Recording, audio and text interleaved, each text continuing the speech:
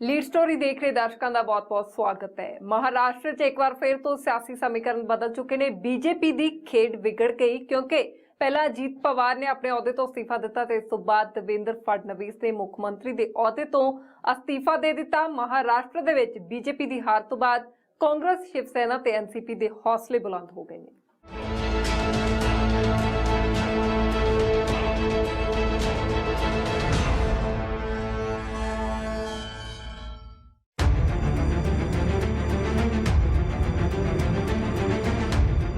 महाराष्ट्र च बीजेपी की खेड हुई खत्म। रातों रात बनाई सरकार अज दिन दिहाड़े बिखर गई। महाराष्ट्र च अज एक एक करके सियासी समीकरण बदलने शुरू हुए ते बीजेपी की खेड बिगड़ गई। देवेंद्र फडणवीस ने दिता सीएम के अहुदे तो अस्तीफा। अजीत पवार ने डिप्टी सीएम के अहुदे तो अस्तीफा दिता। अजीत पवार ने देवेंद्र फडणवीस नूं सौंपिया अस्तीफा।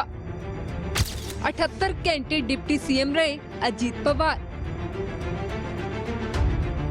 अजीत पवार के अस्तीफे का एनसीपी वालों स्वागत किया गया। मन्निया जा रहा है कि अजीत पवार नूं परिवारक मैंबरां वालों वार-वार परिवार च वापस लियाउण दी पुरजोर कोशिश की गई ते आखिर उन्हां नूं सफलता मिली। सो महाराष्ट्र सरकार दे इस दौर च ये भी एक दिलचस्प कहानी है ते आखिर अजीत पवार का मन बदलिया। अजीत दादा ने इस्तीफा दिया है। अजीत दादा हमारे साथ है। अजीत पवार जी अपनी गलती सुधारे, हम बार बार कहते आ रहे हैं। जिस तरह से हमें खबरें मिल रही है कि उन्होंने इस्तीफा दिया, हम उससे आनंदित हैं, खुश हैं। पार्टी उनको स्वीकार करेगी और निश्चित रूप से सुबह का भूला अगर शाम को घर लौट आए उसे भूला नहीं कहा जाता। उधर देवेंद्र फडणवीस के अहुदे तो इस्तीफा दिंदिया ही तेवर बदल गए। रातों रात सरकार बना के मुख्यमंत्री बने फडणवीस हुण मजबूत विरोधी धिर दीयां गल्लां कर रहे ने ते विरोधियों ने इसनूं बीजेपी लई करारी चपेट करार दिता है। मैं कह नहीं सकता, लेकिन हमने भारतीय जनता पार्टी के रूप में तय किया है, हम विपक्ष में बैठेंगे, एक जागरूक विपक्ष का काम हम करेंगे, जनता का आवाज हम बनेंगे, किसानों की, गरीबों की, सर्वसामान्य लोगों की समस्याएं सरकार तक ले जाएंगे, उसके लिए लड़ेंगे, उसके लिए संघर्ष करेंगे। जो काम हमने महाराष्ट्र में शुरू किया है वो आगे चले। This is not only the failure of Devendra Fadnavis. It is actually a big slap on the face of the masters who are sitting here in Delhi also. The BJP national leadership. Because those people are become instrumental to installing a minority government in the midnight, bypassing all the parliamentary conventions and the democratic values. Therefore, anyway, definitely our democracy has won. Now the country is relaxing. इस तो पहला supreme court ने अज अपना अजिहा फैसला सुनाया जिस नाल BJP की खेड बिगड़ गई। सुप्रीम कोर्ट का फैसला सी कि कल करवाया जावे फ्लोर टेस्ट। शाम 5 बजे तक विधायक चुकन सौं। विधायिका की सौं तो बाद तुरंत फ्लोर टेस्ट करवाया जावे। गुप्त मतदान नहीं होवेगा। वोटिंग दा होवे लाइव प्रसारण। प्रोटम स्पीकर करवाए फ्लोर टेस्ट।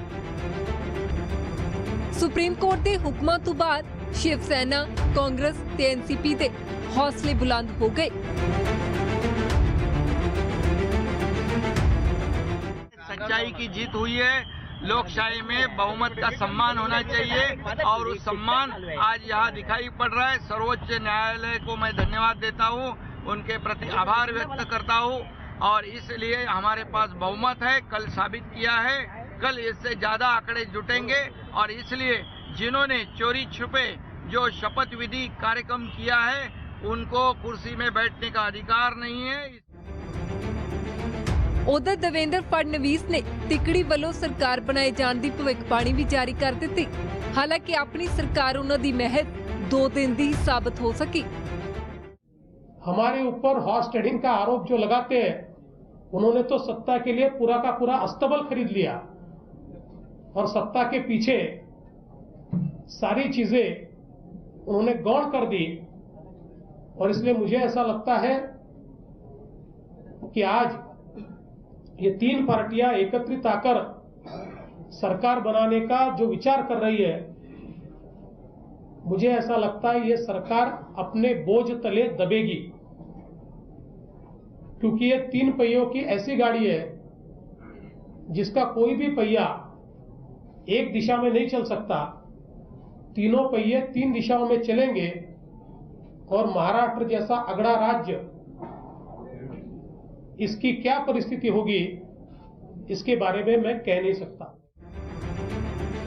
बीजेपी वालों खेडी बाजी एकदम पलट गई ते इस मगरों कांग्रेस, शिव सेना ते एनसीपी ਦੀਆਂ ਉਮੀਦਾਂ ਜਾਗ ਪਈਆਂ ਤੇ ਅਸਤੀਫਿਆਂ ਦੇ ਦੌਰ ਤੋਂ ਬਾਅਦ ਸ਼ੁਰੂ ਹੋਇਆ ਸਿਆਸੀ ਪਾਰਟੀਆਂ ਵਿਚਾਲੇ ਬੈਠਕਾਂ ਦਾ ਦੌਰ।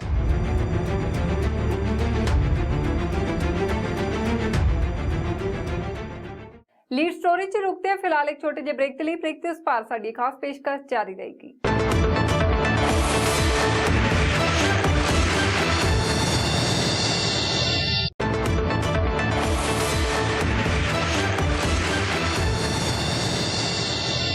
शनिवार कांग्रेस, शिव सेना ते एनसीपी दे उस वेले होश उड़ गए सन जदों दिन चढ़दे ही देवेंद्र फडणवीस ने मुख मंत्री दे अहुदे दी सौं चुकी सी ते अजीत पवार बने सन डिप्टी सीएम। दिखाउंदे उस वेले दा तरतीबवार घटनाक्रम।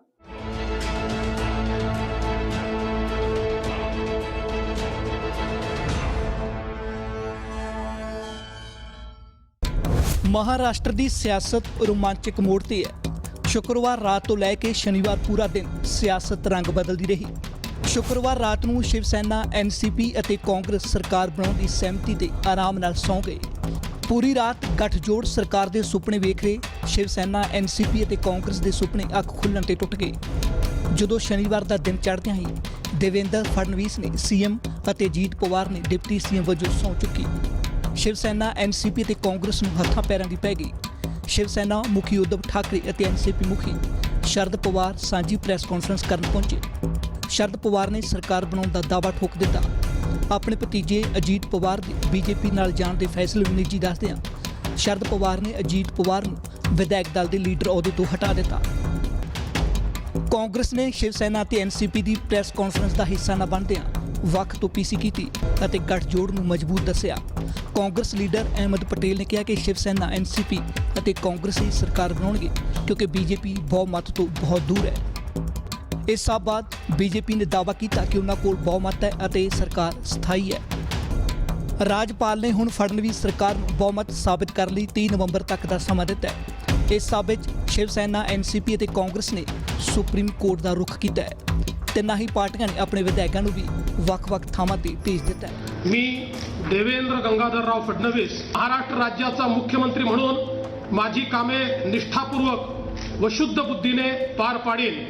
मी अजित अनंतराव पवार गांभीर्यपूर्वक दृढ़ कथन करतो कि ਇਹ ਤਸਵੀਰਾਂ ਸ਼ਨੀਵਾਰ ਸਵੇਰੇ ਕਰੀਬ 8 ਵਜੇ ਦੀਆਂ ਨੇ ਜਦੋਂ ਦੇਵੇਂਦਰ ਫਡਣਵੀਸ ਨੇ ਮਹਾਰਾਸ਼ਟਰ ਦੇ ਮੁੱਖ ਮੰਤਰੀ ਵਜੋਂ ਸਹੁੰ ਚੁੱਕੀ। ਫਡਣਵੀਸ ਨਾਲ ਸੂਬੇ ਦੇ ਉਪ ਮੁੱਖ ਮੰਤਰੀ ਵਜੋਂ ਅਜੀਤ ਪਵਾਰ ਨੇ ਹਲਫ ਲਿਆ। ਇਸ ਸਹੁੰ ਚੁੱਕ ਸਮਾਗਮ ਨੇ ਪੂਰੇ ਸਿਆਸੀ ਸਮੀਕਰਨਾਂ ਨੂੰ ਬਦਲ ਦਿੱਤਾ। ਅਜੀਤ ਪਵਾਰ ਐਨਸੀਪੀ ਤੋਂ ਬਾਗੀ ਹੋਏ ਜੋ ਐਨਸੀਪੀ ਲੀਡਰ ਸ਼ਰਦ ਪਵਾਰ ਦੇ ਭਤੀਜੇ ਨੇ। ਫਡਣਵੀਸ ਨੇ ਜਿੱਥੇ ਅਜੀਤ ਪਵਾਰ ਦਾ ਧੰਨਵਾਦ ਕੀਤਾ ਉੱਥੇ ਦਾਅਵਾ ਕੀਤਾ ਕਿ ਉਹਨਾਂ ਬਹੁਮਤ ਹੋਣ ਤੋਂ ਬਾਅਦ ਹੀ ਸਹੁੰ ਚੁੱਕੀ ਹੈ। ਇਸ ਸਹੁੰ ਚੁੱਕ ਸਮਾਗਮ ਤੋਂ ਪਹਿਲਾਂ ਸ਼ਨੀਵਾਰ ਸਵੇਰੇ ਕਰੀਬ 5:45 ਵਜੇ ਰਾਸ਼ਟਰਪਤੀ ਸ਼ਾਸਨ ਹਟਾਇਆ ਗਿਆ, ਜਿਸ ਤੋਂ ਬਾਅਦ ਹੀ ਸਹੁੰ ਚੁੱਕ ਸਮਾਗਮ ਲਈ ਰਾਹ ਪੱਧਰਾ ਹੋਇਆ। ਪ੍ਰਧਾਨ ਮੰਤਰੀ ਨਰਿੰਦਰ ਮੋਦੀ ਤੋਂ ਲੈ ਕੇ ਗ੍ਰਹਿ ਮੰਤਰੀ ਅਮਿਤ ਸ਼ਾਹ ਨੇ ਟਵੀਟ ਕਰਦਿਆਂ ਫਡਣਵੀਸ ਸਰਕਾਰ ਨੂੰ ਵਧਾਈ ਵੀ ਦਿੱਤੀ। ਲੀਡ ਸਟੋਰੀ ਚ ਵੇਲਾ ਫਿਲਹਾਲ ਇੱਕ ਹੋਰ ਛੋਟੀ ਜਿਹੀ ਬ੍ਰੇਕ ਦਾ। ਬ੍ਰੇਕ ਤੇ ਉਸ ਪਾਰ ਦੱਸਾਂਗੇ ਕਿ ਕਿਉਂ ਹੋਏ ਬੀਜੇਪੀ ਤੇ ਸ਼ਿਵ ਸੈਨਾ ਦੀ ਰਾਹ ਵੱਖੋ ਵੱਖ।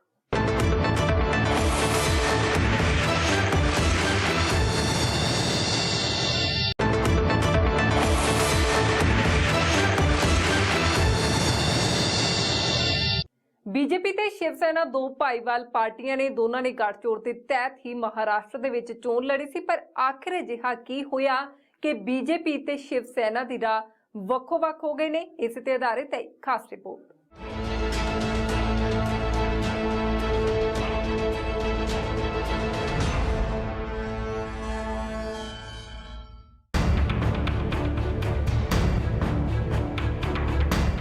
ਮਹਾਰਾਸ਼ਟਰ 'ਚ ਸਿਆਸੀ ਸੰਕਟ ਚੋਣ ਨਤੀਜਿਆਂ ਬਾਅਦ ਹੀ ਪੈਦਾ ਹੋ ਗਿਆ ਸੀ, ਕਿਉਂਕਿ ਕਿਸੇ ਵੀ ਪਾਰਟੀ ਨੂੰ ਸਪਸ਼ਟ ਬਹੁਮਤ ਨਹੀਂ ਮਿਲਿਆ ਸੀ। ਅਜਿਹੇ 'ਚ ਸਰਕਾਰ ਬਣਾਉਂਦੀਆਂ ਪ੍ਰਮੁੱਖ ਦਾਅਵੇਦਾਰ ਪਾਰਟੀਆਂ ਬੀਜੇਪੀ ਅਤੇ ਸ਼ਿਵ ਸੈਨਾ ਭਿੜ ਗਈਆਂ, ਕਿਉਂਕਿ ਬਹੁਮਤ ਕਿਸੇ ਵੀ ਕੋਲ ਨਹੀਂ ਸੀ। ਮਹਾਰਾਸ਼ਟਰ ਦੇ ਵਿਧਾਨ ਸਭਾ ਚੋਣ ਨਤੀਜਿਆਂ 'ਚ ਬੀਜੇਪੀ ਨੂੰ 105 ਸੀਟਾਂ ਮਿਲੀਆਂ ਸੀ, ਸ਼ਿਵ ਸੈਨਾ ਨੂੰ 56, ਜਦਕਿ ਐਨਸੀਪੀ ਨੂੰ 54 ਸੀਟਾਂ ਮਿਲੀਆਂ ਸੀ। ਇਸ ਤੋਂ ਇਲਾਵਾ ਕਾਂਗਰਸ ਨੂੰ 44 ਸੀਟਾਂ ਦੇ ਸਬਰ ਕਰਨਾ ਪਿਆ। ਆਜ਼ਾਦ ਦੇ ਰੂਪ 'ਚ 29 ਵਿਧਾਇਕ ਨੇ। ਮਹਾਰਾਸ਼ਟਰ ਦੀਆਂ ਕੁੱਲ 288 ਵਿਧਾਨ ਸਭਾ ਸੀਟਾਂ ਨੇ, ਜਿਨ੍ਹਾਂ ਦੇ ਵਿੱਚੋਂ ਬਹੁਮਤ ਦਾ ਅੰਕੜਾ 145 ਹੈ। ਬੀਜੇਪੀ ਅਤੇ ਸ਼ਿਵ ਸੈਨਾ 50-50 ਦੇ ਫਾਰਮੂਲੇ ਤੇ ਭਿੜ ਗਈਆਂ। ਸ਼ਿਵ ਸੈਨਾ ਚਾਹੁੰਦੀ ਸੀ ਕਿ 2.5 ਸਾਲ ਉਹਨਾਂ ਦਾ ਸੀਐਮ ਰਹੇ ਅਤੇ 2.5 ਸਾਲ ਬੀਜੇਪੀ ਦਾ, ਪਰ ਬੀਜੇਪੀ ਨੇ ਮਨਜ਼ੂਰ ਨਾ ਕੀਤਾ ਅਤੇ ਕਿਹਾ ਕਿ ਅਜਿਹਾ ਕੁਝ ਵੀ ਤੈਅ ਨਹੀਂ ਹੋਇਆ ਸੀ, ਜਿਸ ਤੋਂ ਬਾਅਦ ਦੋਵੇਂ ਪਾਰਟੀਆਂ ਦੇ ਰਾਹ ਵੱਖ-ਵੱਖ ਹੋ ਗਏ। जहां तक इस अलायंस का सवाल है, हमने अपनी ओर से लगातार ये प्रयास किया कि उनके साथ वार्ता हो। वार्ता उन्होंने तोड़ी। हमने फोन पर बात करने के प्रयास किया, संदेशा देकर प्रयास किया। उन्होंने हमसे फोन पर भी बात करना गवारा नहीं समझा और हमसे बात करने की जगह पहले दिन से कांग्रेस, राष्ट्रवादी कांग्रेस से उन्होंने बातचीत शुरू की। मैंने जैसे पहले ही कहा, पहले ही प्रेस में उन्होंने भूमिका जाहिर कर दी कि हमारे सारे मार्ग खुले हैं, हम किसी के साथ भी जा सकते हैं। और पिछले 15 दिनों में दिन में 3 बार कांग्रेस और एनसीपी के साथ वो बातचीत करते हैं, लेकिन हमारे साथ बातचीत करने की फुर्सत उनके पास नहीं है। और जो बात वो करते हैं वो मीडिया के माध्यम से करते हैं। ऐसी बातें मीडिया के माध्यम से नहीं होती। अगर कोई बात भी उनके मन में होती तो बातचीत करके उसके ऊपर अगर हमारी बात सही होती तो मानते, नहीं होती तो नहीं मानते। उनकी सही होती तो हम मान लेते, उनकी गलत होती तो हम नहीं मानते। पर यह स्पष्ट भूमिका शिवसेना ने पहले दिन से ली कि वे कांग्रेस और एनसीपी से बातचीत करेंगे और वही बातचीत उन्होंने की। देखिए, भारतीय जनता पार्टी ने कल राज्यपाल से जाकर कहा है, राज्यपाल महोदय से, कि हम सरकार नहीं बना सकते, हमें मैंडेट नहीं है और शिवसेना हमारे साथ आने को तैयार नहीं, इसलिए हम बहुमत नहीं जुटा पा रहे, इसलिए हम अपोजिशन में बैठेंगे। ये उनका अहंकार है, महाराष्ट्र की जनता के प्रति उनका एक तरह से अपमान है। देखिए, भारतीय जनता पार्टी ये कहती कि हम अपोजिशन में बैठेंगे, सत्ता नहीं बनाएंगे, लेकिन किसी भी हालत में अपोजिशन में बैठने को तैयार है। लेकिन जो बात तय हुई थी, जो एग्रीमेंट हुआ था 50-50 फॉर्मूला वाला, 2.5 साल के मुख्यमंत्री पद बांटने के लिए, वो देने को तैयार नहीं। आप उससे समझ सकते हैं किसके दिमाग में क्या था, पहले भी और आज भी। अगर दोनों ने जो एग्रीमेंट किया था, जो बात तय हुई थी, उसके ऊपर अमल करता तो महाराष्ट्र में आज की जो स्थिति है वो निर्माण नहीं होती। लेकिन किसी भी हालत में शिवसेना को मुख्यमंत्री पद नहीं देंगे, 50-50 वाला फार्मूला के ऊपर काम नहीं करेंगे, चाहे हमको विपक्ष में बैठना पड़े। इस अहंकार को महाराष्ट्र की जनता का मैं अपमान मानता हूं। ਬੀਜੇਪੀ ਕੋਲ 105 ਵਿਧਾਇਕ ਨੇ। ਸੁਪਰੀਮ ਕੋਰਟ 'ਚ ਅਜੀਤ ਪਵਾਰ ਦੀ ਚਿੱਠੀ ਦੇ ਦਾਅਵੇ ਮੁਤਾਬਕ 54 ਵਿਧਾਇਕਾਂ ਦਾ ਸਮਰਥਨ ਹੈ ਅਤੇ ਕੁਝ ਆਜ਼ਾਦ ਨੇ। ਅਜਿਹੇ 'ਚ ਫੜਨਵੀਸ ਬਹੁਮਤ ਦਾ ਦਾਅਵਾ ਕਰ ਰਹੇ ਨੇ, ਪਰ ਇਸ ਦੇ ਉਲਟ ਸ਼ਿਵ ਸੈਨਾ ਕੋਲ 56 ਵਿਧਾਇਕ ਨੇ, ਜਦਕਿ ਐਨਸੀਪੀ ਦਾਅਵਾ ਕਰ ਰਹੀ ਹੈ ਕਿ ਅਜੀਤ ਪਵਾਰ ਨਾਲ ਗਏ ਵਿਧਾਇਕ ਵਾਪਸ ਆ ਗਏ ਨੇ ਅਤੇ ਕਰੀਬ 52 ਵਿਧਾਇਕ ਨਾਲ ਨੇ। ਅਜਿਹੇ 'ਚ ਕਾਂਗਰਸ ਦੇ 44 ਵਿਧਾਇਕ ਨੇ। ਇਸ ਅੰਕੜੇ ਨਾਲ ਇਹ ਦਲ ਬਹੁਮਤ ਦਾ ਦਾਅਵਾ ਕਰ ਰਹੀ ਹੈ, ਪਰ ਇਸ ਦਾ ਨਵੀੜਾ ਹੁਣ ਫਲੋਰ ਟੈਸਟ 'ਚ ਹੋਵੇਗਾ। ਉਸ ਸਮੇਂ ਤੱਕ ਸਾਰੀਆਂ ਹੀ ਪਾਰਟੀਆਂ ਆਪਣੇ ਆਪਣੇ ਵਿਧਾਇਕਾਂ ਨਾਲ ਹੋਟਲ ਖੇਡ ਰਹੀਆਂ ਨੇ। ਹੁਣ ਉਡੀਕ ਸੁਪਰੀਮ ਕੋਰਟ ਦੇ ਫੈਸਲੇ ਦੀ ਹੈ। ਲੀਡ ਸਟੋਰੀ ਚ ਅੱਜ ਦੇ ਲਈ ਇੰਨਾ ਹੀ। ਮੈਨੂੰ ਦਿਓ ਇਜਾਜ਼ਤ। ਦੇਸ਼ ਦੁਨੀਆ ਤੇ ਪੰਜਾਬ ਦੀ ਹਰ ਵੱਡੀ ਖਬਰ ਦੇ ਲਈ ਤੁਸੀਂ ਦੇਖਦੇ ਰਹੋ ABP ਸਾਂਝਾ।